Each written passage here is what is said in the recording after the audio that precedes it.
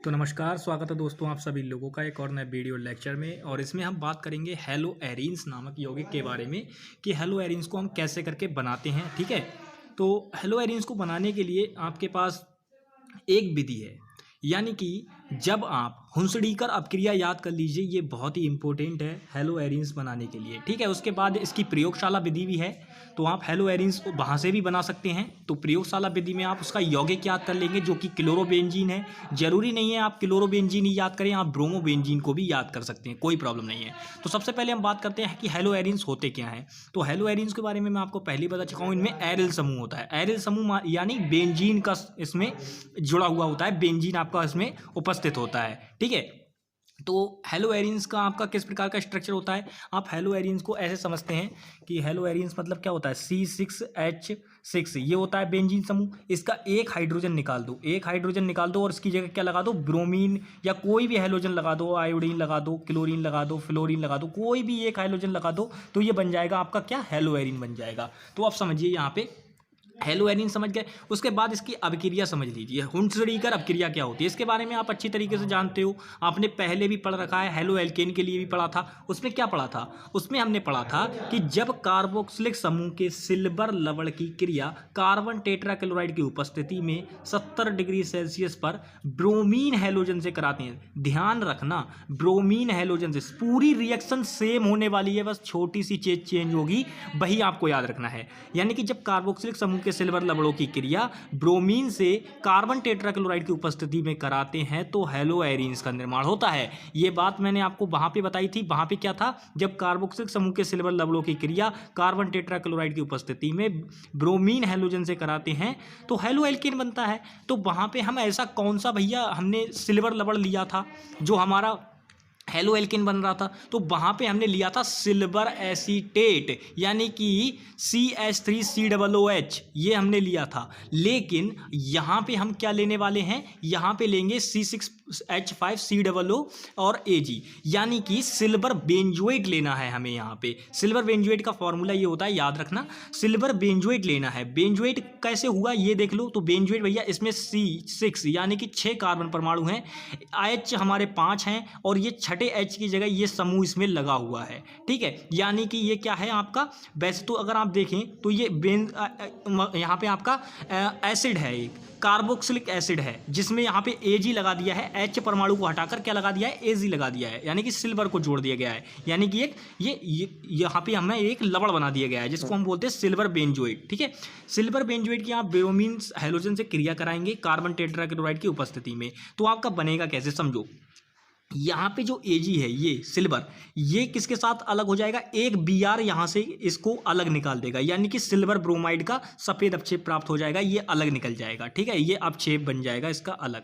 ठीक है, उसके बाद फिर आता है यहाँ पे ये जो CO2 ये आपको अलग दिख रहा है, ये कार्बन डाइऑक्साइड भी अलग निकल जाएगा और ये एक ब्रोमीन है इसके साथ जुड़ जाएगा, तो ये आपका ब्रोमोबेंजीन बन जाएगा, C6H5Br, यानी ब्रोमोबेंजीन का निर्माण आपका हो जाएगा। यही अपक्रिया होती है हुंसड़ीकर अपक्रिया। आप बोलोगे कि ये हेलो एरिन कैसे है, तो आप अच्छी तरीके से जानते हैं कि एरल समूह का मतलब होता है एरोमेटिक समूह। एरोमेटिक समूह कैसे पता चलेगा कि ये एरोमेटिक है, भैया 6 कार्बन उपस्थित होनी चाहिए, 6 कार्बन उपस्थित हैं। ठीक है, और यहाँ पे सीधी बात है कि 6 कार्बन उपस्थित हो गया तो ये क्या है, बेंजीन हो गया आपका। बहुत आराम से आप अच्छी तरीके से जानते हो ये बातें। ठीक है, और ये एरिल समूह है, इसको AR से प्रदर्शित किया जाता है। अगर इसका बेसिक नाम लिखिए तो हम ये ऐसे हो जाएगा AR सिंगल बॉन्ड X, तो ये क्या बन गया आपका, हेलो एरिन बन गया। ठीक है, तो आपका ये क्या बना, ब्रोमोबेंजीन बना, ये आपकी हुंसड़ीकर अपक्रिया हो गई। अब हेलो एरिन के भौतिक गुण देख लीजिए। सबसे पहली बात, ये जल में आविलय होते हैं और रंगहीन तेल जैसा द्रव होता है। कैसे होते हैं, हेलो एरिन की बात याद रखिएगा, रंगहीन तेल जैसा द्रव होता है, जल में आविलय होते हैं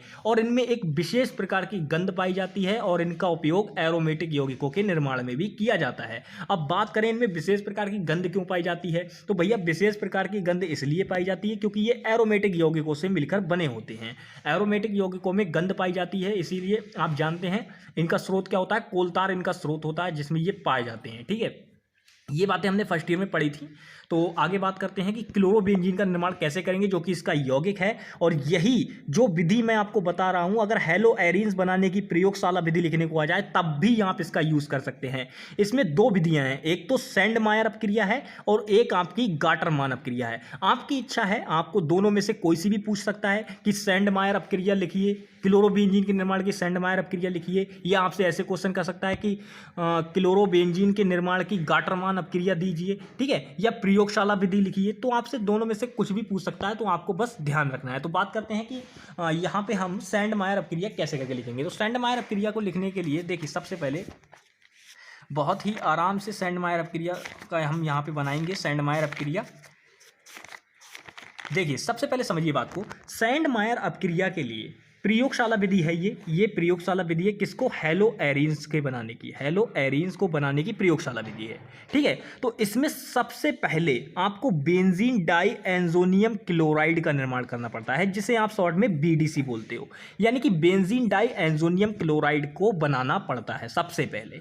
उसके बाद उसका आपको क्या कराना पड़ता है, HCl और Cu2Br। मतलब देखिए, यहां पे आप क्या करेंगे, आप या तो Cu2Cl2 एंड HCl के साथ में गर्म कर लीजिए उसको, या आप हाइड्रोजन ब्रोमाइड और क्यूप्रस ब्रोमाइड के साथ उसको गर्म कर लीजिए। ये ऑब्लिक लगा हुआ है, ठीक है, ऑब्लिक लगा हुआ है। यानी कि या तो आप ये उत्प्रेरक इस्तेमाल कीजिए या ये वाला उत्प्रेरक इस्तेमाल कीजिए। अगर आप ये वाला उत्प्रेरक इस्तेमाल करेंगे तो आपका क्लोरोबेंजीन बनेगा, और अगर आप ये वाला उत्प्रेरक यूज करेंगे तो आपका ब्रोमोबेंजीन बनेगा। लेकिन एक बात ध्यान रखना, क्योंकि हम क्लोरोबेंजीन की बात कर रहे हैं, क्योंकि क्लोरोबेंजीन ज़्यादा पूछा जाता है, तो हम ये वाला उत्प्रेरक यूज़ करेंगे, ठीक है, ये वाला उत्प्रेरक यूज़ करेंगे। तो इसके साथ हम क्या करेंगे, जब जो आपका बेंजीन डाईएंजोनियम क्लोराइड बना है, उसको जब हम गर्म करेंगे तो आपका सीधे सीधे क्या बन जाएगा भैया, हेलो एरीन्स का निर्माण हो जाएगा सीधे सीधे। इसको कहते हैं सैंडमायर अपक्रिया। अब समझो बिल्कुल बहुत ही समझने वाली बात।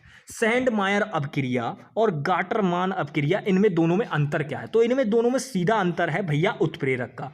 जब आप ये उत्प्रेरक यूज करते हो Cu2Cl2 HCl, जब आप ये उत्प्रेरक यूज करते हो तो वहां पे सैंडमायर अपक्रिया हो जाती है। वही आप Cu2Cl2 की जगह केवल Cu यूज करते हो, यानी कि कॉपर का इस्तेमाल करते हो, केवल कॉपर का इस्तेमाल उत्प्रेरक की भांति करते हो, तो वहां पे आपकी यही अपक्रिया बदल के क्या किस में बन जाती है, गाटरमान अपक्रिया कहलाती है। अब बात कर लेते हैं कि बेंजीन डाईएंजोनियम क्लोराइड का निर्माण कैसे होता है। तो सबसे पहले समझो कि बेंजीन पर हम क्या करेंगे, सांद्र नाइट्रिक एसिड से क्रिया कराएंगे, किसकी, बेंजीन की। तो ये जो NO3 है भैया, ये NO3 में से एक पूरा NO2 निकल के यहां चला जाएगा और हाइड्रोजन गैस अलग मुक्त हो जाएगी, ये हाइड्रोजन गैस मुक्त हो जाएगी और आपके ये बन गया नाइट्रोबेंजीन। अब ये जो नाइट्रोबेंजीन बना है, नाइट्रोबेंजीन, इसको क्या करेंगे, इसको सीधी बात है अपचयन करेंगे SnHCl के साथ, तो ये एनिलीन का निर्माण हो जाएगा, यानी कि आपका NH2 यानी कि C6H5NH2 बन जाएगा। फिर आपका यहाँ पे सीधे सीधे फिर यहाँ पे आपका NH2 बन जाएगा। फिर उसका आप क्या करेंगे, सोडियम नाइट्रेट के साथ और हाइड्रोक्लोरिक एसिड के साथ आप इसको गर्म करेंगे तो ये बन जाएगा बेंजीन डाईएंजोनियम क्लोराइड, ठीक है। ये हो गई हमारी आज की बातें, यानी मैंने आपको हेलो एरीन बताया, उसके बाद जो आपका क्लोरोबेंजीन था उसके बारे में मैंने आपको बताया कि कैसे करके क्या होता है, ठीक है। क्लोरोबेंजीन की जो दोनों रिएक्शन है, सैंडमायर अपक्रिया और गाटरमान अपक्रिया, वो हम कल देखेंगे। तो चलिए दोस्तों, मिलेंगे नेक्स्ट वीडियो में, तब तक के लिए bye bye, take care and जय हिंद दोस्तों।